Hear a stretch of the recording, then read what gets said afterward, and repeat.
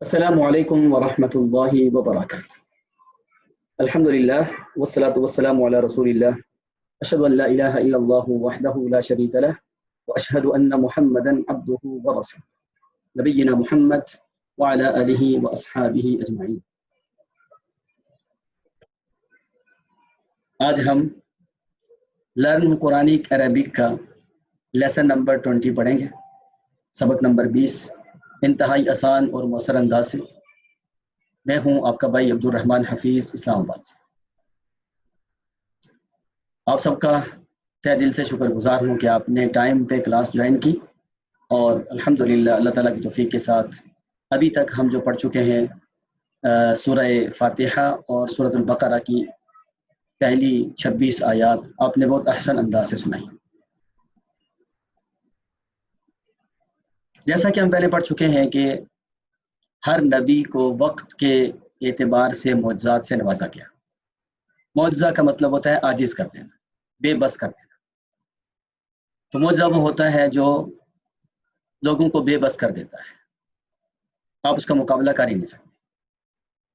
جب انسان بے بس ہو جاتا ہے تو پھر وہ سرنگوں ہو جاتا ہے، بات ماننے پہ آ جاتا ہے اگر اس کے دل میں کوئی خیر ہو۔ تو یہ بات ہم کر چکے ہیں کہ اللہ تعالیٰ نے تمام انبیاء اور رسول کو وقت کے اعتبار سے معجزات دیے تھے۔ تو رسول اللہ صلی اللہ علیہ وسلم کے وقت میں عربی زبان کی فصاحت و بلاغت بہت عروج پہ تھی، تو آپ علیہ الصلوۃ والسلام کو اللہ تعالیٰ نے معجزہ دیا تھا قرآن، اور اس قرآن پاک کا مقابلہ عرب لوگ نہیں کر سکتے۔ تو آج ہم دیکھتے ہیں اس قرآن پاک کی مزید کتنی بڑی شان ہے۔ قرآن مجید نور اور ہدایت کا منبع اور مصدر ہے، یعنی ہدایت کا مصدر یعنی سورس، منبع کہتے ہیں جہاں سے پانی پھوٹتا ہے، ہدایت جہاں سے نکلتی ہے وہ قرآن ہے، اور رسول اللہ صلی اللہ علیہ وسلم کا سب سے بڑا معجزہ۔ بعض اہل علم کا خیال یہ ہے کہ آدم علیہ الصلوۃ والسلام سے لے کے عیسیٰ علیہ الصلوۃ والسلام تک جتنے انبیاء اور رسول آئے ہیں اور ان کو جتنے معجزات دیے گئے ہیں، ان سارے معجزات کو قرآن میں بھی جمع کیا گیا ہے۔ مثلا بڑے بڑے معجزات کو اگر آپ دیکھ لیں تو موسیٰ علیہ السلام کے زمانے میں جادوگری عروج پہ تھی، اور سلیمان علیہ السلام کے زمانے میں بھی جادو کا علاج قرآن ہے نا۔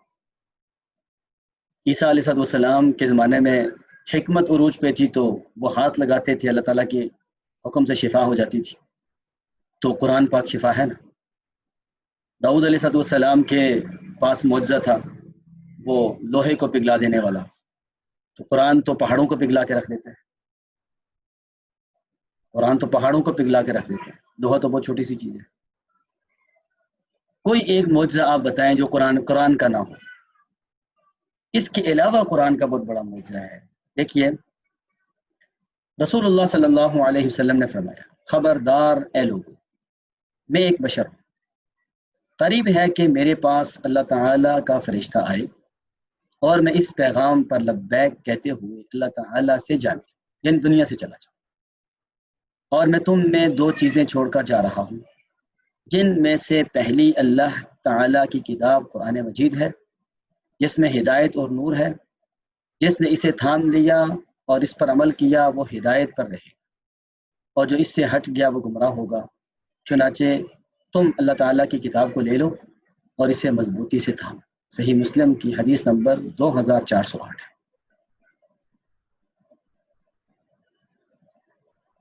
لیکن ہمیں کتنی محبت ہے آپ علیہ السلام سے، اللہ تعالیٰ اور بڑھا دے اس کو۔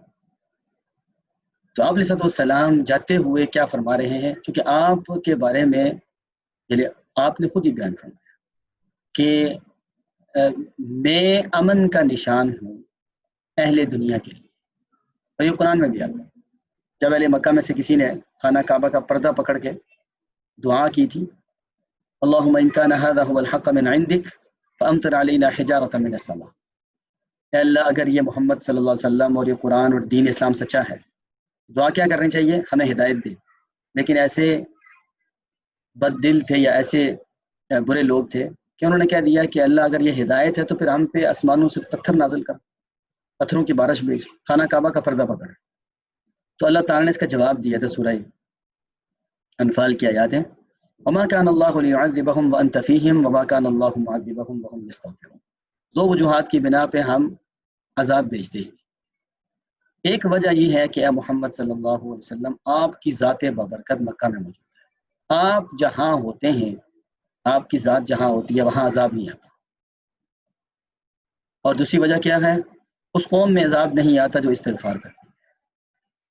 تو حضرت عمر رضی اللہ عنہ فرمایا کرتے تھے آپ علیہ السلام کے چلے جانے کے بعد کہ دنیا میں امن کی نشانیاں دو تھیں، ایک آپ علیہ السلام کی ذات، دوسرا استغفار۔ آپ کی ذات تو دنیا سے چلی گئی، البتہ استغفار موجود ہے۔ تو آپ علیہ السلام کی ذات اتنی بڑی امن کی نشان تھی کہ آپ کی موجودگی میں عذاب نہیں آتا تھا۔ تو آپ یہی تو فرما رہے ہیں۔ قریب ہے کہ میرے پاس اللہ تعالیٰ کا فرشتہ آئے اور میں اس پیغام پر لبیک کہتے ہوئے اللہ کی سے جاؤں۔ اس دنیا کی سب سے بڑی نعمت رسول اللہ صلی اللہ علیہ وسلم کی دنیا میں آمد ہے، اور اس دنیا کا سب سے بڑا حادثہ، سب سے بڑا المناک حادثہ رسول پاک صلی اللہ علیہ وسلم کا اس دنیا کو چھوڑ جانا ہے۔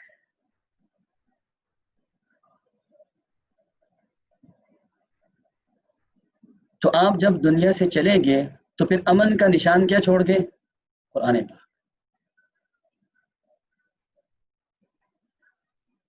نور بھی ہے، ہدایت بھی ہے۔ ہدایت کا مطلب ہوتا ہے کہ طریقہ حیات، ٹھیک ہے، فریم ورک، اور نور کا مطلب ہے روشنی، یعنی راستہ بھی ہے اور راستے پہ چلنے کے لیے لائٹ بھی ہے، یعنی کہ راستہ بتایا بلکہ راستے پہ چلنے کے لیے روشنی بھی ہے۔ یہ قرآن نور ہے۔ یہ قرآن اللہ کی مخلوق نہیں ہے، آپ کو پتہ ہے؟ مخلوق وہ ہوتی ہیں جسے اللہ تعالیٰ پیدا کرتے ہیں، صفت وہ ہوتی ہیں جو اللہ تعالیٰ کے ساتھ منسلک ہوتی ہیں۔ اور قرآن پاک کو اگر آپ مخلوق کہیں گے تو یہ بالکل غلط عقیدہ ہے، اس لیے کہ مخلوق میں ختم ہو جانا ہے، کل من علیہا فان، سب کچھ ختم ہو جائے گا۔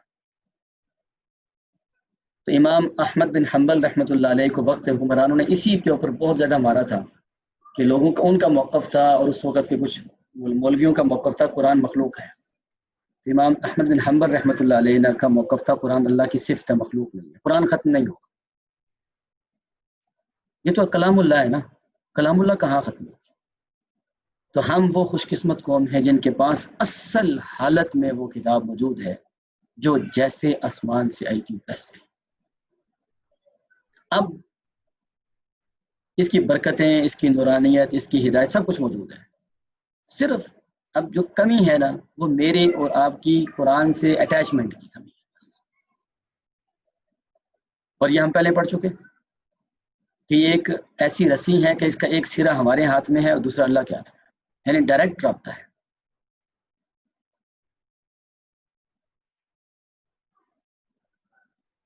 تو آئیے آج دیکھتے ہیں آیات بینات کے اندر اللہ تعالیٰ ہمیں کیا تعلیمات دے رہے ہیں۔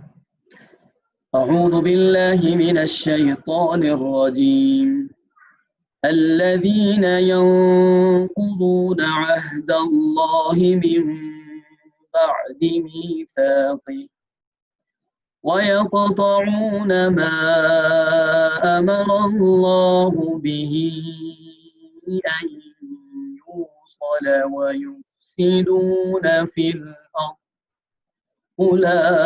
أولئك هم الخاسرون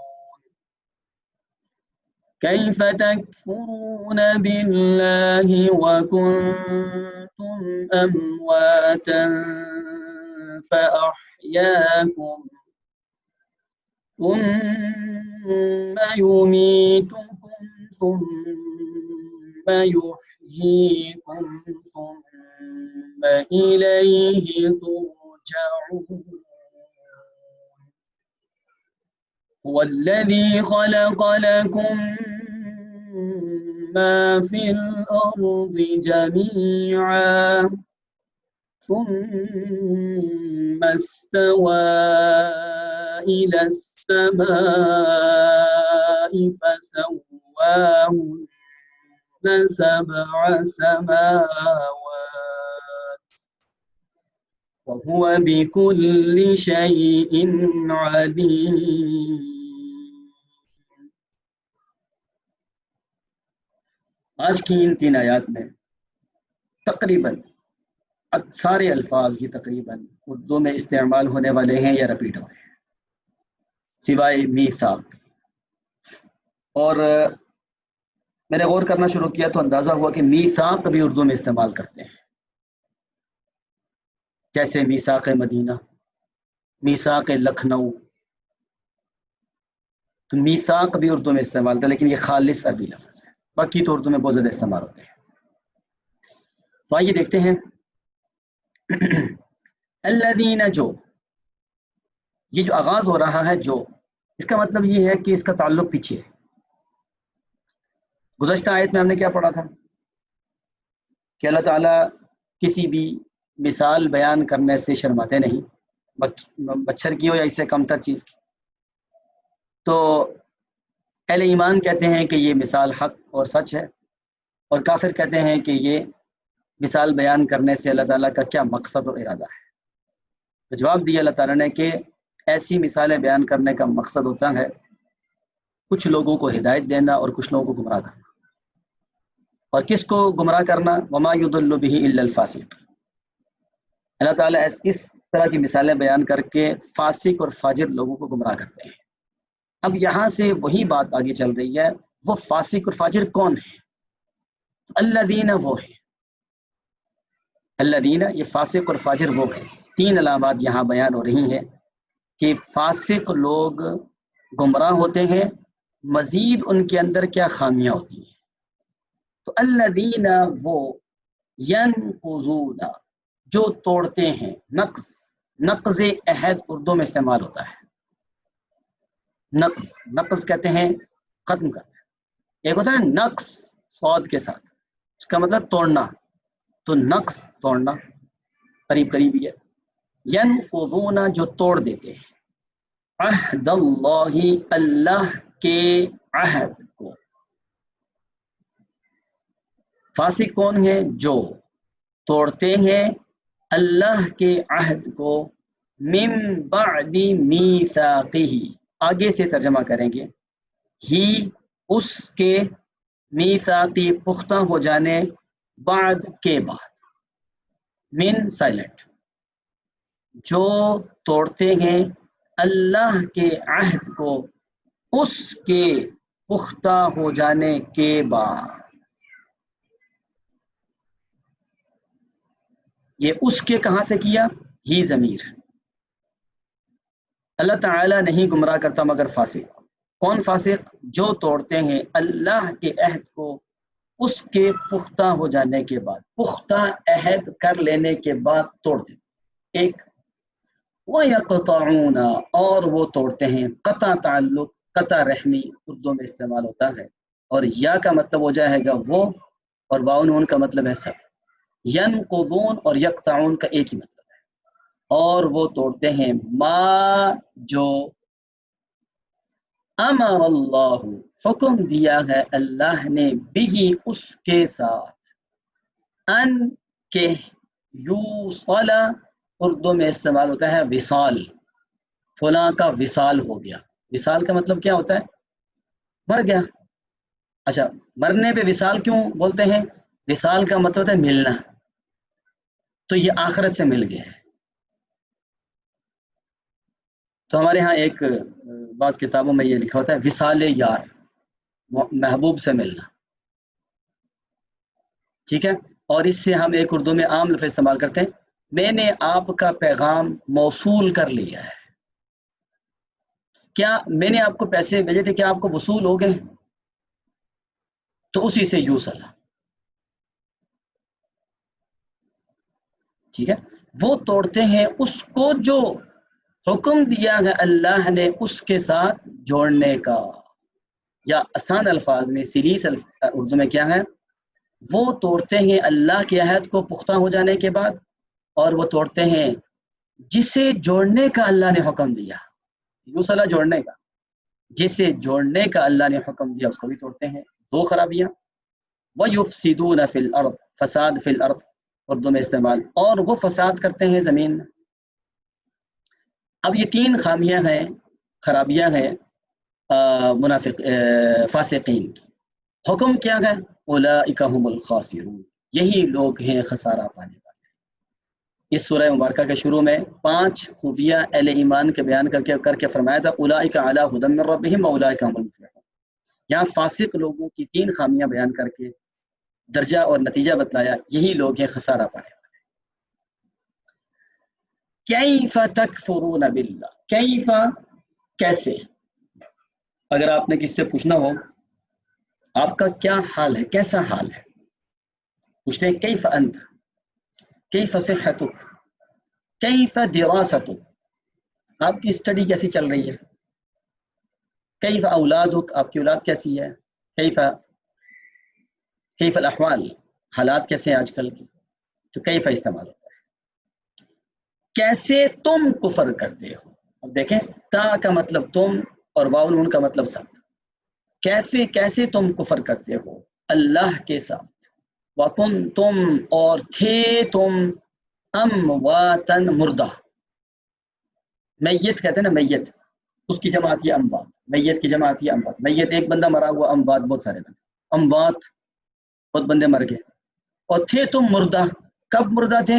دنیا میں آنے سے پہلے۔ فَأَحْيَاكُمْ، بس اس نے تمہیں زندہ کیا، احیا اس نے زندہ کیا کم تمہیں، ثم پھر یمیتکم وہ مارے گا تمہیں۔ فاحیاکم سے مراد اس وقت کی زندگی ہے جس میں میں اور آپ اس وقت بیٹھے ہوئے، رمواتن سے مراد عدم، یعنی وجود سے پہلے جو عدم تھا نا، ہم آئے نہیں تھے دنیا میں، اس سے مراد وہ ہے، تم اس وقت تم دنیا میں تھے ہی نہیں، اب تم کیسے کفر کرتے ہو اللہ کے ساتھ، تمہاری حیثیت کیا ہے، تم تھے ہی نہیں کچھ بھی، اس نے تمہیں زندہ کیا، یعنی ہمیں دنیا دی، زندگی دی، اب جیسے میں بات کر رہا ہوں آپ سے، آپ سن رہے ہیں، یہ والی زندگی مراد ہے۔ ثم یمیتکم، پھر وہ مارے گا تمہیں، یمیت امات یمیت، مارنا موت سے، پھر وہ مارے گا تمہیں، ثم یحییکم پھر وہ اٹھائے گا تمہیں، یہ حشر کی زندگی ہے، یعنی اس آیت مبارکہ میں 2 موتیں ہیں اور 2 زندگیاں ہیں، پہلی موت ہے پیدا ہونے سے پہلے، دوسری موت ہے پیدا ہونے کے بعد، پہلی زندگی ہے یہ والی جس میں ابھی ہم بیٹھے ہوئے ہیں، اور دوسری زندگی ہے اس کے بعد، یہ دونوں معاملات ہمارے ہو چکے ہیں، امواتن فاحیاکم، یہ دونوں رہ گئے، ان دونوں کے اوپر مشرکین مکہ کو ایمان تھا، کیونکہ موجود جو تھے ان پہ نہیں تھا۔ اچھا پھر زندہ جب ہمیں اللہ تعالیٰ فرمائیں گے کہ وہ پھر کیا ہوگا، ثم الیہ ترجعون، پھر اسی کی جانب تم لوٹائے جاؤ گے، رجوع سے لوٹایا جانا، لوٹائے جاؤ گے، اصل تو وہاں ہے نا، لوٹائے جائیں گے۔ اللہ تعالیٰ نے اپنی صفت ربوبیت بیان کی، ہم نے تمہیں عدم سے وجود دیا، اب وجود سے پھر مار دیں گے، مارنے کے بعد پھر اٹھائیں گے، پھر اٹھانے کے بعد اپنے پاس بلائیں گے، یہ صفتیں کیا ہے؟ صفت ربوبیت۔ اللہ تبارک تعالیٰ فرماتے ہیں مزید صفت ربوبیت، ہوا وہ، الذی وہ ہے، اور ہم نے یہ پڑھا تھا جب 2 بار آتا ہے نا وہ، تو اس کا مطلب ہوتا ہے وہی اللہ ہے، وہی اللہ ہے، خالق جس نے پیدا کیا، لکم تمہارے لیے، ماں جو کچھ بھی ہے، فی الارض زمین میں، جمیعاً سب، ماں سے بات پوری ہو رہی تھی لیکن جمیعاً کیا کیا، مزید اس کو پختہ کیا گیا، اللہ تبارک و تعالیٰ کی ذات وہ ہے جس نے تمہارے لیے ہر وہ چیز پیدا کر دی جو زمین میں ہے، سب کچھ انسان تیرے لیے، ثم پھر استوا کا مطلب برابر ہو جانا، اللہ تعالیٰ برابر ہو گئے، مستوی ہو گئے یعنی اوپر چلے گئے، استوا الی السما برابر ہو گئے آسمان کی طرف، اللہ تعالیٰ کی ذات اب کیا ہے، عرش عظیم پہ ہے، اللہ تعالیٰ یہ زمین بنانے کے بعد اوپر چلے گئے، فسواہن بس اس نے برابر کر دیا، ہن ان آسمانوں، اس آسمان کو برابر کر دیا، کس طرح، 7 سماوات 7 آسمان، وہ اللہ کی ذات وہ جس نے پیدا کیا تمہارے لیے زمین میں جو کچھ ہے سارا، پھر وہ بلند ہو گئے آسمان کی جانب، بس اس کو برابر کر دیا 7 آسمانوں کی شکل میں، ایک آسمان سے دوسرے آسمان تک 500 سال کا فاصلہ ہے، حدیث کے مطابق 500 سال کا، وہوا اور وہ بکل شیء ہر چیز کا علیم بہت زیادہ جاننے والا. ہر چیز کا جاننے والا کون ہے؟ صرف اور صرف اللہ تبارک و تعالی کی ذات بابرکت. الذین ینقضون عہد اللہ، وہ جو توڑتے ہیں اللہ کے عہد کو اس کے پختہ ہو جانے کے بعد، اور وہ توڑتے ہیں اسے جوڑنے کا اللہ نے حکم دیا ہے، اور وہ فساد فی الارض کرتے ہیں. یہی لوگ ہیں خسارہ پانے والے. کیسے تم کفر کرتے ہو اللہ کے ساتھ جبکہ تم مردہ تھے؟ اس نے تمہیں پیدا کیا، پھر وہ تمہیں زندہ کرے گا، پھر وہ تمہیں مارے گا، پھر وہ تمہیں زندہ کرے گا، پھر اسی کی جانب تم لٹائے جاؤ. وہ اللہ کی ذات وہ ہے جس نے پیدا کیا تمہارے لیے جو کچھ زمین میں ہے سب، پھر وہ بلند ہو گیا آسمان کی جانب، بس اس نے برابر کر دیے، یعنی تیار کر دیے 7 آسمان. آسمان ایک تھا تو اس کو 7 آسمانوں کی شکل دے دی. وَهُوَ بِكُلِّ شَيْءٍ عَلِيمٌ، اور وہ اللہ تبارک و تعالیٰ کی ذات ہر چیز پہ قادر ہے، ہر چیز پہ قادر ہے. تو اگر آپ دیکھنا چاہیں تو یہ جو ہے نا استوا علی العرش، استوا علی العرش، یہ بھی اردو میں استعمال تھا لیکن بہت کم. اور فسواہن، یہ بھی آپ دیکھ سکتے ہیں کہ کم استعمال تھا لیکن ہوتا ہے. اگر آپ کہتے ہیں کہ نہیں ہوتا تو اس کا جواب یہ ہوگا کہ آپ کو اردو نہیں آتی. واضح ہو گیا بات؟ اچھا، اب آ جاتے ہیں اس کی تھوڑی سی وضاحت کے اوپر. تھوڑی سی وضاحت کے اوپر آ جاتے ہیں تو ہمیں اندازہ ہو جائے گا کہ اللہ تبارک و تعالی نے ہمارے لیے مزید کیا بیان کیا ہے. دیکھیں، الذین ینقضون عہد اللہ من بعد میثاقہ سے مراد وہ عہد، اس عہد کا توڑنا ہے جو عہد ہم سب نے آدم علیہ السلام کی پشت سے، حدیث میں آتا ہے اللہ تعالیٰ نے آدم علیہ السلام کی پشت پہ ہاتھ رکھا اور ان کی نسل جو قیامت تک آنی تھی جس میں ہم بھی شامل تھے، ایک عہد لیا تھا جس کو کہتے ہیں عہد الست. عہد کیا تھا؟ الست بربکم، کیا میں تمہارا رب نہیں ہوں؟ 9ویں پارے میں آتا ہے. ہم سب نے گواہی دی کہ اللہ تو ہمارا رب ہے، خالق ہے، مالک ہے، رازق ہے، عبادت صرف تیری ہے. یعنی اللہ تعالیٰ نے ہم سے سوال کیا تھا صفت ربوبیت کا، ہم نے اقرار کیا تھا، پھر دعوت دی تھی کہ جب سب کچھ میں ہی ہوں تو الوہیت یعنی بندگی میری ہے. ہم نے کہا تھا ٹھیک ہے.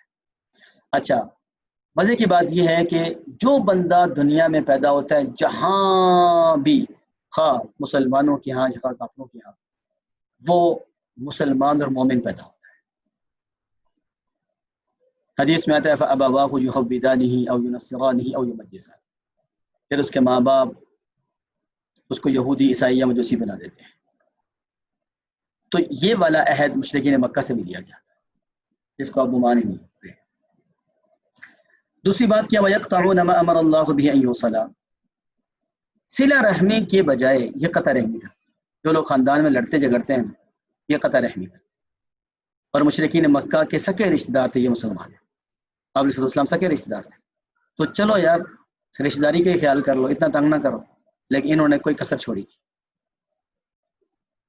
صرف اپنے ان بتوں کی خاطر جن سے دلی لگاؤ تھا. تو 9-10 سال کے بعد وہ بت ان کے کام نہ آئے، سب کچھ اکھاڑ کے مسلمانوں نے پھینک دیا اور مکہ کو اس گند سے صاف کر. جن پہ تکیہ تھا وہی پتے ہوا دینے لگے، جن کے لیے مرے تھے وہی وضو کرتے رہے. کیا فائدہ ہوا؟ تو بچا سکے یہ بت مسلمانوں سے ان کافروں کو؟ تو قطع رحمی بھی کر دی، اور وہ جن کی وجہ سے کی وہ کام ہی نہیں آئے. قطع رحمی کیا ہوتی ہے؟ احادیث واضح ہیں اس بارے میں، لیکن یہ ٹاپک چونکہ اور ہے میں اشارتاً کر بتا دیتا ہوں آپ کو. صلہ رحمی یہ نہیں ہوتی کہ آپ کے رشتہ دار جو آپ سے اچھے تعلقات رکھتے ہیں آپ ان سے رکھیں، یہ ادرے کا بدلہ ہے. صلہ کا مطلب ہوتا ہے ملنا، ملانا. تو ملائی چیز وہاں جاتی ہے جہاں ٹوٹی ہوئی ہے. تو آپ نے فرمایا سل من قطعک، جو آپ سے تعلقات توڑے آپ اس کے ساتھ جوڑیں. جو شخص آپ کے ساتھ تعلقات توڑے آپ اس کے ساتھ جوڑیں. تو جو رشتہ دار تعلقات توڑنے میں کوئی کسر نہ چھوڑتا ہو اس کے ساتھ جوڑیں، اس کو کہتے ہیں صلہ رحمی، اور اجر اسی کا ہی ملتا ہے. اور جب آپ اللہ تعالیٰ سے کیے ہوئے وعدے توڑیں گے اور لوگوں کے ساتھ تعلقات توڑیں گے تو کیا ہوگا؟ فساد فی الارض۔ نتیجہ کیا ہوگا؟ خسارہ، دنیا میں بھی خسارہ، آخرت میں۔ اب اللہ تعالیٰ انسان کو اس کی حقیقت بتلا رہے ہیں، چونکہ کفار مانتے نہیں تھے، کتنی دلائل دینے کے باوجود اللہ تعالیٰ کو کیا ضرورت ہے اتنے دلائل دینے کی؟ خالق مالک رازق ہیں، جو چاہیں کریں، لیکن اللہ تعالیٰ کا اصول ہے کہ وہ انسانوں کو مجبور نہیں کرتا، جو مان جائے ٹھیک ہے، نہیں مانتا مرضی ہے اس کی۔ راستے دونوں واضح کر دیے، انا ہدیناہ السبیل اما شاکرا و اما کفورا، صحیح راستہ یہ ہے، غلط راستہ یہ ہے۔ اب انسان کو چوائس دے دی، آپ جو چاہیں کر لیں، نتیجہ بھی بتا دیا۔ صرف انسان کو جھنجھوڑا بہت دفعہ ہے، اے انسان تو دیکھ، اللہ کے ساتھ کفر کرتا ہے، نہیں مانتا، حالت دیکھ اپنی، تو تھا ہی نہیں، تجھے زندگی دی، وجود دیا، اعضاء دیے۔ سورہ انفطار میں آتا ہے، ما غرک بربک الکریم، یہ رب کریم سے کس چیز نے تجھے دھوکے میں رکھا ہوا ہے؟ الذی خلقک فسواک فعدلک، جس نے تجھے پیدا کیا، تجھے مناسب جسم دیا، بہترین اور خوبصورت جسم دیا، کیا اس سے بھاگ رہا ہے تو؟ پھر یہی اللہ مارے گا، پھر یہی اللہ اٹھائے گا، پھر اٹھانے کے بعد یہ نہیں ہے کہ آپ کو چھوڑ دیا جائے گا۔ افحسبتم انما خلقناکم عبثا وانکم الینا لا ترجعون، کیا تم یہ سمجھتے ہو کہ تمہیں بیکار پیدا کیا گیا اور تم سے پوچھا نہیں جائے گا؟ ایسا تو نہیں ہے، ثم الیہ ترجعون، وہاں بلایا جائے گا، آؤ بتاؤ، ایک ایک لمحے اور ایک ایک گھڑی کا بتاؤ کیا کرتے رہے۔ میں اور آپ آزاد نہیں ہیں، کبھی یہ ذہن میں لائیے نا، آزاد ہیں ہم، آزاد نہیں، ہم خود مختار نہیں، ہم باقاعدہ یعنی پرپز میڈ ہیں، ہمارے آنے کا مقصد ہے نا، اور اتنا بڑا مقصد ہے کہ جس مقصد کی تکمیل کے لیے سارے انتظامات ہمارے لیے کیے ہوئے ہیں، وہ اللہ کی ذات وجہ سے تمہارے لیے سب کچھ پتا ہے، روٹی کپڑا مکان، جس کے اوپر دنیا ووٹ مانگتی ہے، اللہ تعالیٰ فرماتے ہیں سب کچھ ہم نے کیا ہوا ہے، آپ کا کام بس اس جائز اسباب اختیار کرنا، بس کتنا ملے گا، کہاں ملے گا، کب ملے گا اور کیوں ملے گا، سب کچھ موجود ہے۔ آپ میری ٹریننگ لے نہ لیں، آپ میرے پاس پڑھے نہ پڑھیں، جو میرے مقدر میں لکھا ہوا، جس نے مجھ سے پڑھنا لکھا ہوا اس نے پڑھنا ہی پڑھنا، جو مرضی ہو جائے۔ آپ آگے پڑھائیں، یہ مت سوچیں کہ لوگ نہیں آتے پڑھنے، ایسا کبھی نہ سوچا کریں، جس نے آپ سے پڑھنا ہے اس نے آنا ہی آنا ہے۔ ایک حدیث میں آتا ہے، جو میں نے شروع میں بات کی تھی نا، عہد الست، اس کے بارے میں حدیث میں آتا ہے کہ آپ نے فرمایا کہ جب ہمیں اللہ تعالیٰ نے وہاں سب کو نکالا تھا، پیدا کیا تھا، اور یہ حقیقت ہے پیدا کیا تھا، ما تعارف منها اختلف، وہاں پر جن لوگوں کا آپس میں تعارف ہوا تھا وہ دنیا میں مل جائیں گے۔ تو اس کا مطلب یہ بھی ہوا، اس کلاس میں اس وقت لوگ ہیں 81 لوگوں کا وہاں پہ تعارف ہوا تھا آپس میں، تو آپ میری کلاس میں آئے نا، اگر ہمارا تعارف نہ ہوا وہ ہوتا تو ہم نہ ملتے یہاں پہ، یہ تو حدیث ہے، یہ وہاں ہوئی ہے بات، اور ہمیں یہ ساری باتیں کون بتاتا ہے؟ ہمارے نبی، اور ہمارے نبی سے بڑھ کے دنیا میں سچا ہے ہی کوئی نہیں، ہمارے نبی سے بڑھ کے دنیا میں کوئی سچا نہیں۔ آپ کو پتہ کی بات بتاؤں، دنیا میں بلکہ آپ صلی اللہ علیہ وسلم نے فرمایا کہ روز قیامت امتیں اپنے انبیاء کو جھٹلا دے گی، حالانکہ اللہ تعالیٰ کو سب پتہ ہے، حتیٰ کہ نوح علیہ السلام نے 950 سال دعوت دی، تو اللہ تعالیٰ نوح علیہ السلام کی قوم سے پوچھیں گے کہ تمہارے پاس میرا نبی آیا تھا جس نے آ کے 950 سال دعوت دی؟ وہ کہیں گے نہیں آیا، اللہ تعالیٰ فرمائیں گے نہیں آئے، وہ کہیں گے نہیں آئے، اللہ تعالیٰ نوح علیہ السلام سے پوچھیں گے کہ کیا میں نے آپ کو اس قوم کی طرف بھیجا تھا؟ وہ کہیں گے بھیجا تھا اللہ تعالیٰ، تو آپ گئے تھے؟ ہاں میں گیا تھا، تو امت کہہ رہی ہے نہیں آئے، وہ کہہ رہے ہیں ہم گئے، تو اللہ تعالیٰ نوح علیہ السلام سے پوچھیں گے آپ کے اپنی امت کی طرف جانے کی گواہی کون دے گا؟ اب دیکھیے ذرا سوچئے کون دے سکتا ہے، پھر آپ اپنی اہمیت کا اندازہ لگائیں۔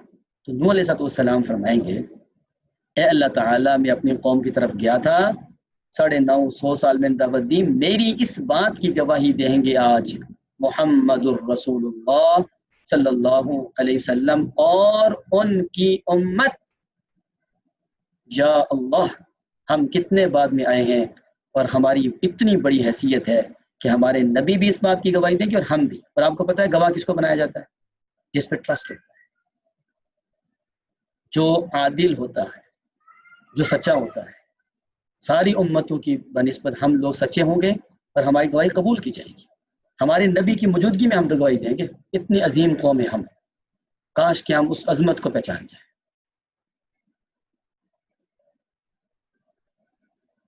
کاش. یعنی یہ ہونے والا ہے. اچھا ہم کہاں سے گواہی دیں گے؟ یہ سوال پیدا ہوتا ہے. ہم اس قرآن سے. یہ قرآن اتنی عظیم کتاب ہے، اس پہ بلیف اور اس پہ جو ایمان ہے یہ اتنی طاقتور چیز ہے کہ یہ قرآن ہمیں اس وقت اتنی اہمیت ہمیں پتہ چلے گی کہ اس قرآن کی وجہ سے ہمیں پتہ ہے قرآن میں کون کون سے نبی کس امت طرف ہے. تو ہمارا انتظامات سارے ہوئے تھے.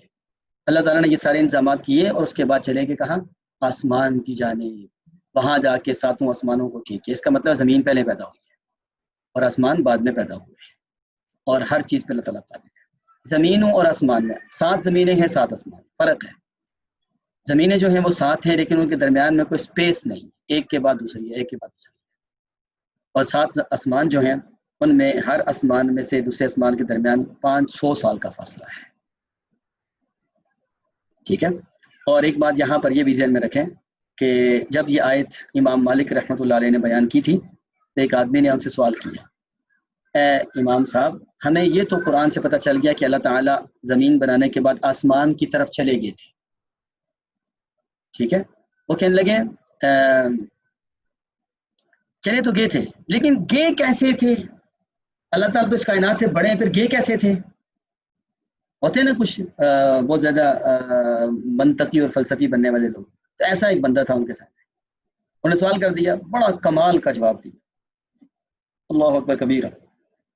ایسا کمال کا جواب دیا آج تک تاریخ میں موجود ہے.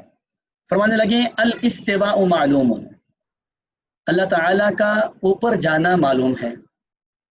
والکیفیت مجہول، لیکن کیفیت مجہول ہے، کیسے گئے تھے نہیں پتا. اور آگے کیا فرمایا؟ والایمان بہ واجب، اس کے اوپر ایمان لانا کہ اللہ تعالیٰ اوپر گئے تھے یہ واجب ہے. اور یہاں بسنے کی اس بندے کو ایک اچھی سی سنا بھی تھی. کیا فرمایا؟ والسؤال عنہ بدعۃ، اس طرح کے سوال کرنا بدعت ہے. کیوں بدعت ہے؟ بدعت ہر اس کام کو کہتے ہیں جو آپ علیہ السلام اور صحابہ نے نہ کیے. انہوں نے اس لیے بدعت کہا یہ سوال صحابہ نے آپ سے نہیں کیا، مقصد جو بیان ہو اس کے اوپر جاؤ. مقاصد سے لوگوں کو ہٹا کر ایسی سوالات کے اوپر چلے جانا جس کا نہ ہمارے ایمان سے کوئی تعلق ہے نہ ہمارے چیزوں سے کوئی تعلق ہے. ٹھیک ہے. تو جزاکم اللہ خیرا واحسن الجزاء فی الدنیا والآخرہ. السلام علیکم ورحمۃ اللہ وبرکاتہ.